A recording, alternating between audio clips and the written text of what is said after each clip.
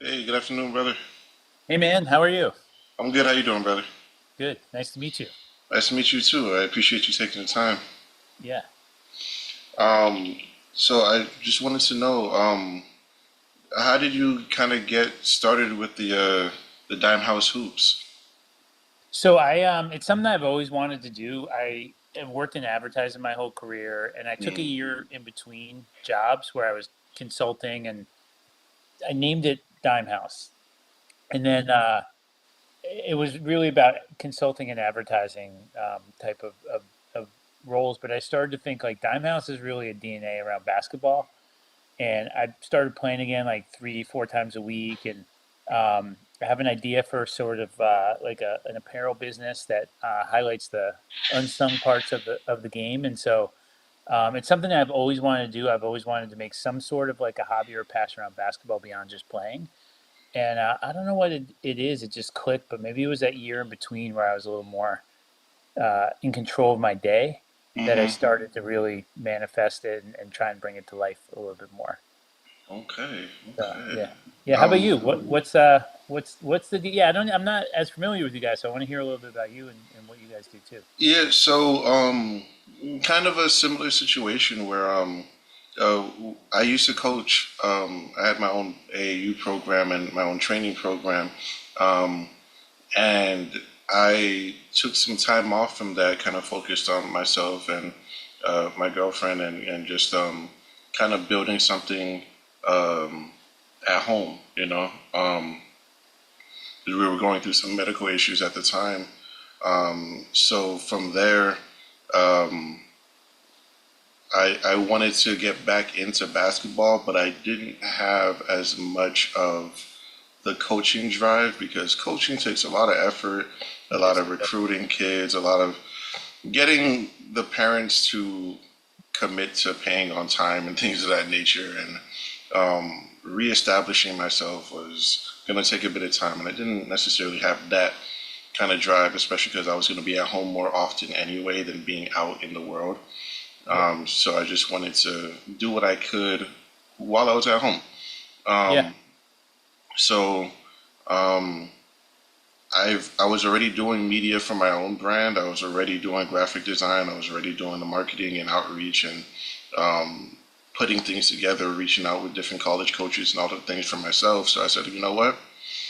What if we could make a network out of this? And instead of just looking at, oh, let's go to grab this college or let's go and find this top level thing or this NBA or TBL or something like that, how about we make something that's for the community. We get local leagues, local organizations, and we kind of allow players to get that feel of being on a broadcast, getting the highlights, the replays, getting the prime time spot, being able to say, "Hey, my game is on tonight at 9 p.m. You guys come out and watch." Um, Yeah. and allowing people to do that as well as being able to hear the stories because a lot of what we do on the side is that we reach out to athletes and we reach out like the same way we did with you guys, and we want to hear the stories. We want to know about the local hoopers. We want to know about the legends that maybe on a national level people might not know about. But if you come to my city, then you'll know this guy. He's been legit for years. Or Yep. this team right here. They've won every tournament and they've been champions in every league for the past 5 years or whatever. But they might not be able to get that exposure, whether it be because the league doesn't have resources or they don't really have that much of a following themselves, and we just want to highlight the local people in the community more so. Also seeing who's participating in like mental health advocacy groups or things that give back to the youth and other community organizations. That's great. That's cool. Where are you based out of? What city are you in? We're in Miami. Okay.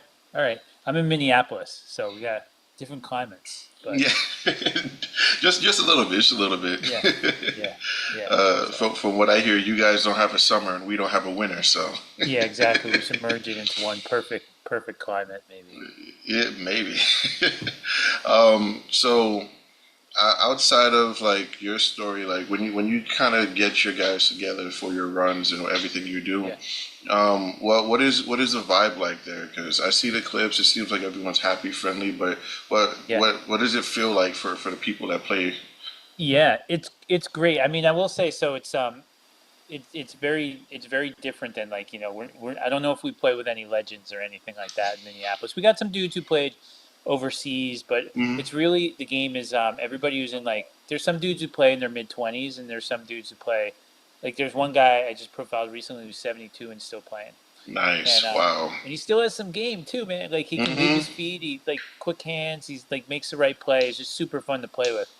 Um, but yeah, it's a good vibe. Once in a while, guys will get chippy, but everyone's friends. Like a couple of us will go out and grab beers after once in a while. So a lot of us see it as almost like therapy, right? Like it's we're getting Yeah. together, we're trying to get a run together, and it's good vibes. Like the guy, one of the guys who runs it, there's this Filipino guy named Elmer Gavino who is sort of like the commissioner during the week, and there's another guy Paul Marita who runs it on Saturdays for us. Um, and they kind of have rules like they really try to pay attention to the vibe of who's playing and who they're inviting. And Elmer makes everyone read a set of rules that's like, when you first start playing, make sure you're moving the ball and passing the ball. Yeah. Um, Make sure you know that you're just like dapping up teammates. And it's trying to like create a community as opposed to just a pickup run.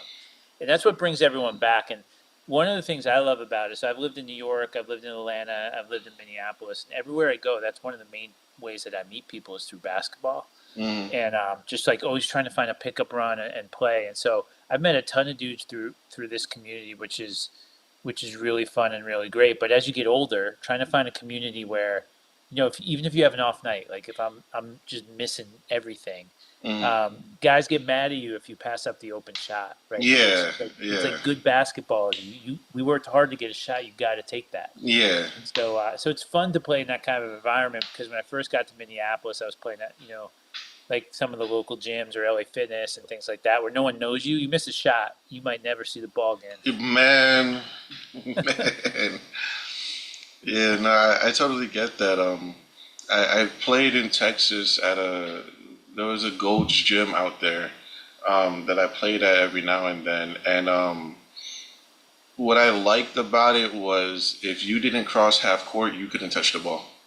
You know, Oh, they wanted to, and they were all dudes 40 and up. I was the youngest dude there, but it was everyone was like, if you don't cross half court, no, you got to get back on defense, and you got to yes, cross half court on offense in order to get the ball. So if yeah, I like that type of thing where it's like we're holding each other accountable to play the game. yep, Um, and one of the biggest things that like I always try to promote is like if I'm going to the park to go play basketball, if I'm going to be in like a league, depending on like the stakes of the league, if it's a local, if it's a local league that we're all just doing for fun, it's one thing. If it's like a competitive exposure league, that's another thing. But if I'm going to the park to have fun or going to a local rec or whatever to have fun, you got off work at 5 p.m. just like I did, and yeah, you don't want to get to a park, get on the court, and spend,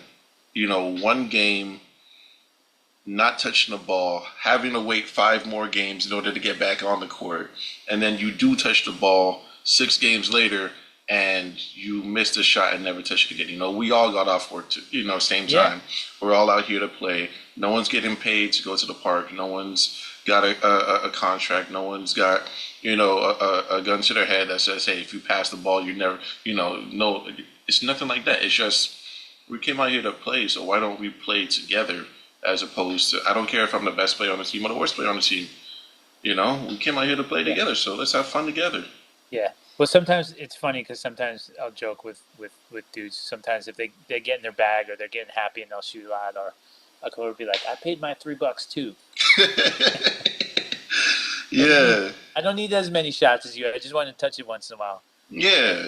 throw it back to you." But that is fun. It's funny in this run too. There's that's the difference between like the park and like some of the old man runs. I always call it the old man run, even though we some dudes are taking their kids to play in high school and they'll come join us and stuff. But anyone hits the floor, Hmm. like the game just stops because Hmm. It's everyone's just like this is no one wants to go into work hurt the next day or with a Yeah, black yeah. eye or any of that. So we just it's like it's one of those funny unspoken rules that we have. It's like you hit anybody hits the floor, we all just stop.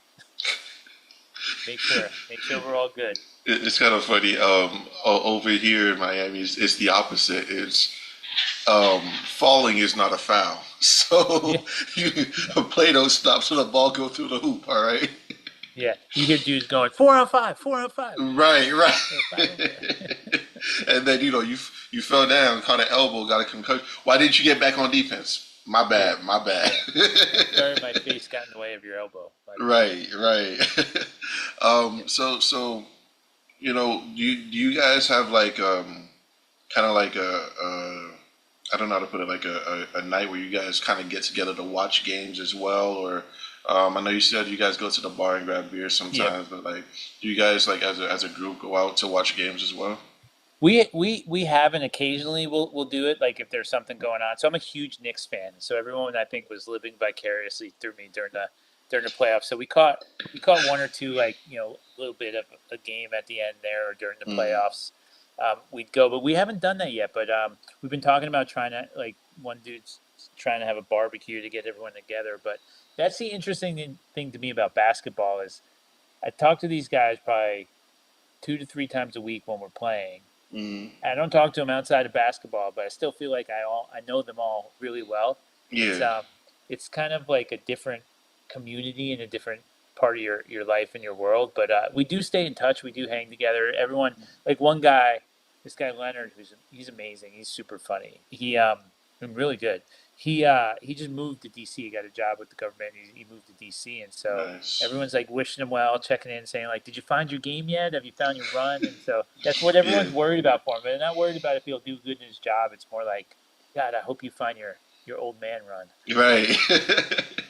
Yeah, I can't be mad at that. When I went to a couple of different cities, I was like, man, I don't care about work. I don't care about anything. I'll check in with my family later. Where is the basketball? Yeah, yeah. That's like I don't know. That just clears your mind. That's how Mm, so I've been really lucky too because the last 4 years I got invited to this run and started playing like 1 day a week, and now I'm playing. I have the opportunity to play 3 or 4 days a week through different guys. It's a nice gym, but great dudes, mm, and it's fun when you know everyone's game. mm, Like I'll walk on the court. I always like to say I'm probably like I don't know. I'm comfortable with this, but I'm probably like the fourth or fifth best player on the team whenever I walk on the court. mm. But man, you play so much better when you're playing with dudes who are good. So I Yeah, get more shots in that situation than I do in one that might be um, less competitive. yeah, And it's super fun just because there's like this basketball IQ and sort of expectation of how you play that's super cool. But the thing I like about basketball, I don't know. It sounds like you. I've never played. I didn't play at a high level. I mm, grew up. I was a gym rat. I always just grew up playing, shooting around. We did a lot of like, who can play 2-on-2, 3-on-3, 4-on-4 in the park. I always feel like I played more basketball than the dudes who actually played, like yeah, A, all of that. But I've always found, and I think that goes back to why I started Dime House too. I always felt like it wasn't my game because I didn't play at this like super high level. But hmm, then now I think I've realized like no man, this game has given me a lot, even though I have never like made any money off of it or I've never made a career out of it. It's just like it's a community. It's like fitness. It's wellness. It's therapy. Like mentally for me, I've gotten to know people and help people through this. And so that's the thing I like about the game too is it's like really accessible. And so I have a son who's going to be a senior, so I coached their AAU team and like mm, always encouraged them to play pickup, and I would get gyms for them just to watch them play because I always tell them I'm not looking for you to get like a scholarship or anything. I want you to have like the thing that I have after I yeah, graduated college, which is like a group of friends and people that you can play with and just like burn off energy yeah, and feel great about it. And that's the thing that I've loved about hoops. So I haven't really been experienced like behind the scenes, super high level AAU or like professional ranks or anything. Um, but I realized what took me this long. So I'm 51. It took me up until recently to realize like, no, this is my game too. yeah, This is it's given me a lot, but I also really appreciate it. So I want to celebrate that because I think I want to make it accessible. That the the dudes that are 6 foot that can't handle the rock, or because if you look on Instagram and you look on, even when I looked at apparel companies and things like that, it's very aggressive and it's very like Yeah, yeah, dunking up people or breaking people's ankles. And so Dime House is about kind of like celebrating the assist or that extra swing pass, or the outlet, or like even just guys talking on defense, yeah, just the like unsung things of the game that make it like a beautiful game too. yeah. There's a couple things you said that I just love, right? And the easiest way to kind of start it off is you have a post that says an assist makes two players happy. Hey, Yes. hey, Yeah. that is, that's kind of the big thing. And it's not just the on the court assist, right? It's also being able to reach out and being willing to lift your brother up, Yeah. and I think that it is everyone's game, and the thing is that like I was talking with one of our other players in an interview a couple of weeks ago. When you're at when you're 15, 16, you say I want to make the NBA, right? Hmm.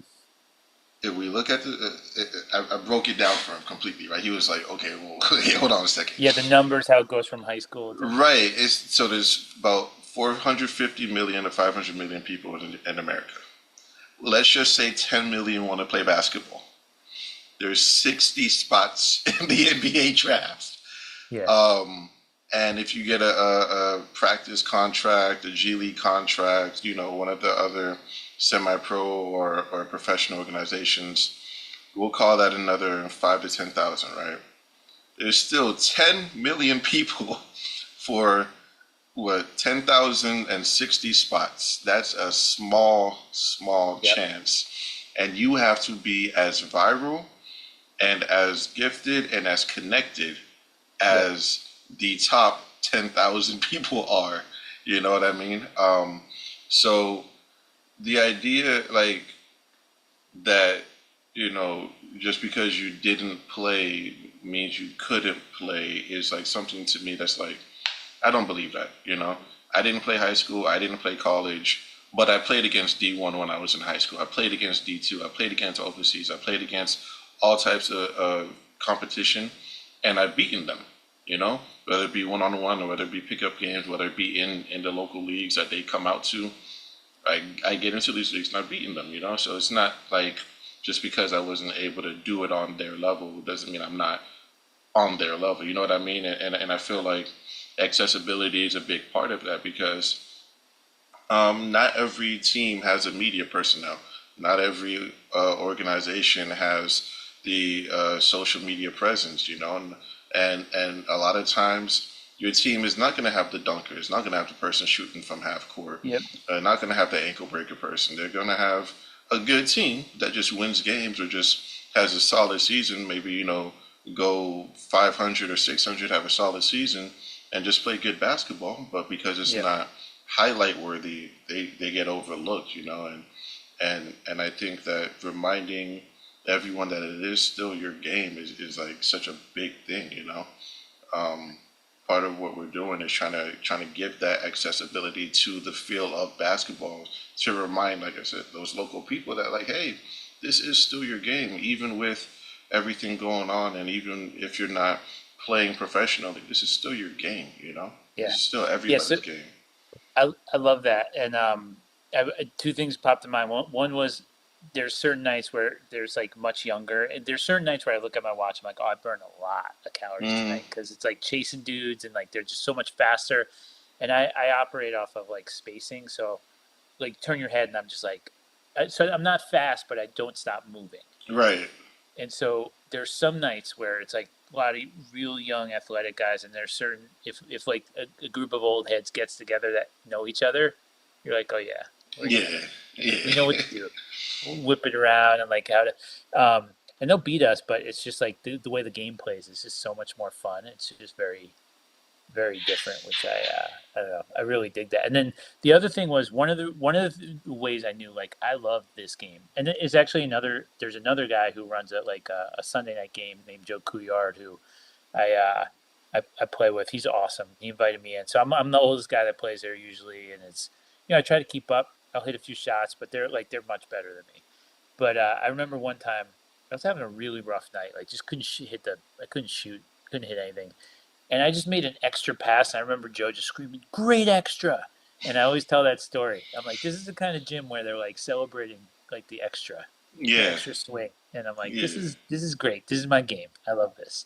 So, yeah. but it's a team game. Like if you need everybody to be doing that kind of stuff and like moving the ball and swinging it and playing as a team. Yeah, I think about the year Steve Nash went to the Suns when Amari Stoudemire was there, Oh and yeah, then I remember like they went from like what 29 wins to 62 wins the next season. But some insane psychotic analyst kept track of this, and he said that from the season before to the first season Steve Nash was there, they had like I think it was like 1,600 more high fives in that huh. season. And just the camaraderie that was built from that made everyone happier That's and more amazing. willing to play for each other. That's amazing. So that was actually one of the things I was researching with Dime House. I was trying to figure out how to do something with it. I haven't done anything with it yet, but that everyone celebrates the score, Hmm. and unless it's a highlight pass, no one really celebrates the dime. Hmm. And so I read up, and it sounded like John Wooden and Dean Smith, legendary coach, like I had this Hmm. conversation about like trying to create that kind of a team culture.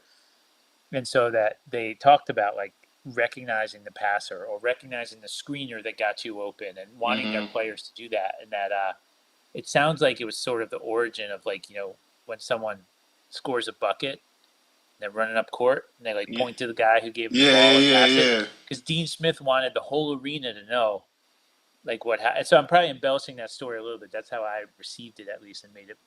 If it's making it a legend or not, I don't know. But that's the kind of thing that I love. I love that Hmm. aspect too. Is like you need to. So the like 1,600 high fives. That's amazing. That's the kind of stuff that you know you've coached a lot. You can Yeah. tell, right? Like when a kid makes a mistake, how his teammates react to that mistake Yes. Yes. carries over into the next play and the next play and the next play. Yeah. Yeah. It Makes such a difference. gets bad fast, man.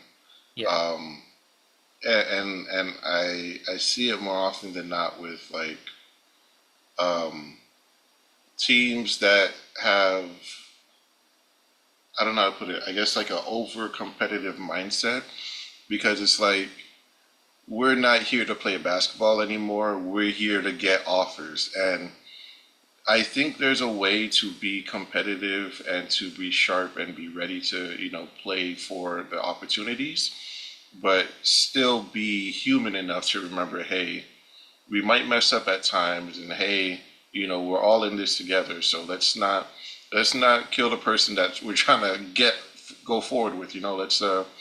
remember that we're all gotta do this together. Because if he has a bad game right now, I have to pick up his load, and if I gotta pick up his load and I can't handle it, yeah, I'm gonna have a bad game. And now we got two people with a bad game, and then it's just gonna snowball, and we have a bad team. When we could just be lifting each other up. Okay, you're not making shots today.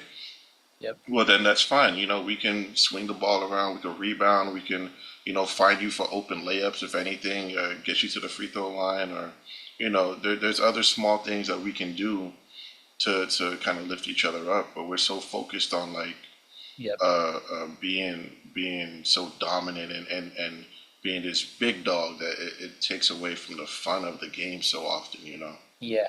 Well, you reminded me of one of my good buddies that I play with. Is Mm-hmm. he's a good player. He's bigger than me. I'm like 5'9". He's like 6'3". He can kind of get a bucket at will. But Mm-hmm. for me now, I've evolved. Now that I'm a little older, I've lost the step. Like so now I've evolved into more of like I'm a 3-point shooter. I'll cut to the basket a little bit, but if I'm not hitting my threes, I feel like in my head I feel useless Mm-hmm. sometimes. And he'll be like, "What's going on? You're not having fun?" I'm like, "I can't hit anything tonight." And he's like, "Get a rebound."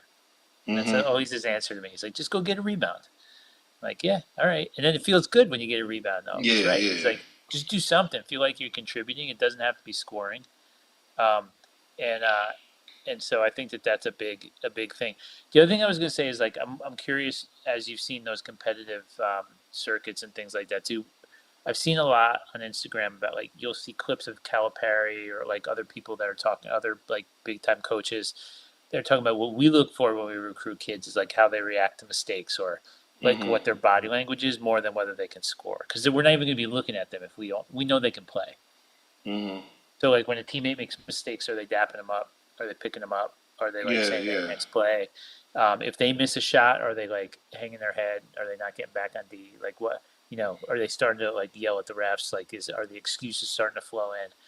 And so I think to your point about all the math, that's what separates to me the best players is the ones that can uh, can move on quickly and not let it ruin their game, but also are the ones that other players want to play with and around because of their like energy is like a positive force even if they're off. Yeah, I don't see that a lot anymore though, because I see like, and this is from like traveling around and watching coaches and knowing trainers. Um, Nobody actually goes out of their way to remind them when they're young that it's okay to make mistakes, Mm. especially in practice. If you make a mistake in practice, it's all right, 30 suicides, let's go, or whatever. And That's it's where you're like, supposed to make mistakes. exactly, and there's a point where you say, all right, this is a bit too much mistakes. Okay, now we gotta Yep. remember, kind of whatever. That's when we get to the suicides and everything. But like, I see in practice, you miss a shot, and you're looking at coach like, oh my goodness, what are we gonna do now? And it's like, well, no, it's okay to miss shots. I would rather you miss shots here than in the game. So go ahead, do what you need to do, but remember what caused you to miss. Did you, not pick up the ball properly? Did you rush the shot? Were you not in proper position? Did you go too far, too close? Whatever, things like that. And I don't see a lot of stuff like that being taught to the young players anymore. So when they grow, they think that the only thing that's acceptable is perfection. And it's like, Yep. well, look at Stephen Curry. Stephen Curry is the greatest shooter of all, right? And then you say, but he misses shots. He has Yeah. games where he can't hit broadside of a barn, right? Yep. Um, but that doesn't mean he's a bad player all of a sudden, One moment doesn't make you a bad player, And I think we get so caught up in like uh, um, trying to break and rebuild as a robot as opposed to letting players grow naturally and remember to keep the enjoyment of the game and to remember that, you're also human, that, it takes away Yep. from their development, that they grow up, and we get a lot of players that don't know how to have fun anymore. Um, Yeah. and those are the players that you see at the park yelling at their teammates. Yeah. And I don't know, man. I think the culture um, that was supposed to be uplifting and supposed to be an outlet became kind of too dogmatic for me, at least. Yeah. I hear that, and it's like the money entering into the business is like is what leads to a lot of that too, right? Everyone wants everything. Every kid is like a product now as well, Yeah, yeah, which makes it hard. yeah, and it gets so ugly because like this is like my hot take, but I don't like seeing pro players come back and do um, run AAU teams and whatnot because it's the same. Only the best can play with me. You have to come ready made. There's no development. And then on top of that, you're charging so much. Like I see these AAU teams, it's like 450 per kid per month. Yeah, And just because you played in China for 3 years does not give you the right to go tell a family who is struggling and unable to, kind of afford some of these things or doesn't really have accessibility to these things. You can tell them, well, if you were serious, you'd find the money to put your kid on my team. And, it's so the monetization of it all. Um, like I said, chasing those contracts with Nike, Adidas, Jordan, Under Armour, um, it gets so bad. Even the people hosting tournaments and trying to rent out gyms, it's so bad the monetization that it's like there is no accessibility. If you're a kid trying to make it, you better hope that the coach sees you grow from 5'2" to 6'5" in a week, so that way he's Yeah. willing to give you a shot and pay at least half of your fees for the team or something like that. It's Yeah. hard. Yeah. It's pretty not so it's not exactly the same thing, but I feel like I saw that. So I went to a St. Thomas University here. They just went D1 recently. It's like a, you know, smaller program. They're still growing, right? But Hmm. they play like, you know, University of Denver or something like that, which is, Yeah. you know, I feel like anybody who's on University of Denver, they probably can ball, but, you know, to your point about 60 spots in the NBA draft, they don't have those guys Hmm. necessarily. Neither does St. Thomas. But when you looked at like that, see, I go and watch these games. I'm like, oh, that dude's got game. I'm wondering, you know, and I'll look him up on ESPN or something, and they're 23 and they're on their fifth school, and it's not like they're going from UNC to Kentucky. That like they're chasing something that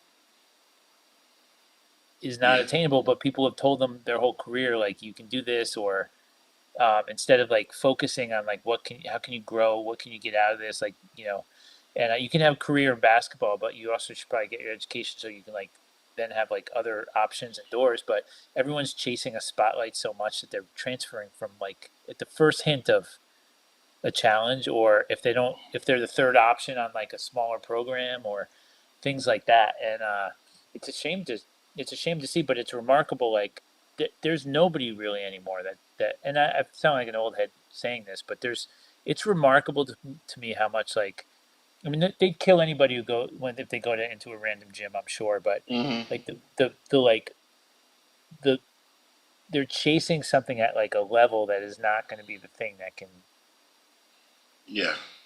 it's Yeah. just it's nuts. Between that and the high school reclassifications, man. Oh yeah, Oh my goodness, man. You got yeah, 19-year-olds say, nah, bro, I'm a freshman. Nah, I'm a freshman. yeah, What? yeah. Man, Reclass, reclass. man, I hate it because it's like the other part that like the community side of what we do is that we're trying to host events that show that like you can still be part of basketball. You can be a coach without trying to be money Yeah, hungry. You can be a broadcaster. You can do journalism. You can do the videos, photography. yeah, There's a whole sports medicine, sports science. You could be part of an agency. If you played in college and you're well known, I'm sure you know other people that were trying to recruit you. You can yep, create a network for yourself and make an agency out of it. yep, There's so many different like things. You can start your own brand for clothing, for and people just say, if I don't make it to the NBA, then I failed in basketball. And it's like basketball is a whole world, and the reason why the NBA and other leagues are so big and FIBA is so big is because there's more than basketball than just what's on the court, you know. yeah, yeah. And Well, that's the thing I love is like the life lessons you can learn from basketball too. And I was inspired. One of the things that inspired me about Dime House hoops too is because I do have a plan. I'm going to make some apparel and sell it, but my goal isn't to like retire or make a profit on it as much as I actually want to give back to community and or some like some causes that are important to me. So just and just I like the message. But there was this one brand I found that you may have heard of called Hooper brand. It's HUPER brand, and they mm-hmm. have this. It was just this one shirt, and it was a picture of just like you know a gooseneck, and it just said always follow through. And I was like, man, that's like a life lesson right there. That's Yeah. not a basketball statement, right? And so I love the double meaning of that, and that's what I'm trying to kind of build with Dime House Hoops too. Is like there's all the stuff you talked about, like what happens when you face adversity? Do you shrink or do you dap up your teammate and like go on to the next play? Like those are Mm-hmm. things that you take on and off the court. So I also love this theme and this sort of meme I would say that goes on Instagram too. Like how I always like to say like how you hoop reflects how you live. And Yeah. so that I do. You can tell, right? Like like you play hoop with someone, and you kind of know who they are. Yeah, yeah, yeah, of course. And so I love that aspect of it, and I love that you're giving back to the community. And you like, there's so many different ways you can do different things with the game, and it's if it's your I will say though I am trying to work on like making sure it's not my only identity, right? Like you Yeah, yeah, I love this thing and I love this game, um, but the reality is too you're gonna have other things too yeah, in your life to balance it out, and that's probably goes back to the AAU thing too, right? The kids got to play like 12 months a year now, and yeah. it's like It's nonstop. There's local it's tournaments, nonstop. the circuits, and then back to tournaments, and Yeah, yeah, yeah, it's it's pretty crazy. Um, yeah. that's cool. Yeah, so I know we're low on time right now, so I do want to make sure people can find you, people know what's going on. Yeah. So who are you? How do people find you? And what do you have coming up soon? Yeah. So I have so Dime House Hoops, it's just all one word. I'm pretty much solely on Instagram right now. So this is my side hustle. I work in advertising full time at an ad agency based out of New York, but I'm based in Minneapolis. Dime House Hoops is so if anybody's in Minneapolis wants a game or wants to shoot around, like look me up. But you can find me on Instagram there. I'm usually just posting clips of, you know, just it's a little more like positive and sort of like showing some of the I would say lower levels of the game maybe like we just pick up an old man basketball and some of the things that we're all dealing with as we get older, but just to show that there's still like a lot of joy and fun that can come out of it. But one of the things I'm doing is I am looking to build out a little bit of an apparel brand that I can just celebrate some of the more unsung things around basketball. Like I really believe the dime, the screens, like the most unselfish plays that people don't always talk about. Like I'm trying to normalize celebrating the passer as much as celebrating the scorer. And that's something I really want to see come back. Because I'm from New York originally. New York City point guards are at like, at my heart. And so, I grew up idolizing Mark Jackson for his 2 or 3 years when he was on the Knicks and when Of he was at course. St. John's. And so the pass first point guard that like just makes the team work. That's Mm, my I want to bring that a little bit of that spirit back of like helping others succeed because I think that's a life lesson also to take off the court. And so that's what I'm hoping to do. So you look out. I'll have some small batch stuff that I'm doing in the coming month or two, and the idea there is to sell these things so I can give back to the community and also to some causes that are important to me too. all right, sounds good. Yeah. We'll look out for you, man, and hopefully we get some of your runs on our broadcast, man. We'd love to Yeah. have you on there, man. Um, Sounds good. but I definitely appreciate you taking the time today. And I'd love to have you back to do another interview Yeah. sometime soon. Yeah. Let's stay in touch for sure. I Okay, love so, that. sounds good, brother. Thank you again. All right. Thanks, man. Nice meeting you. Same. Bye.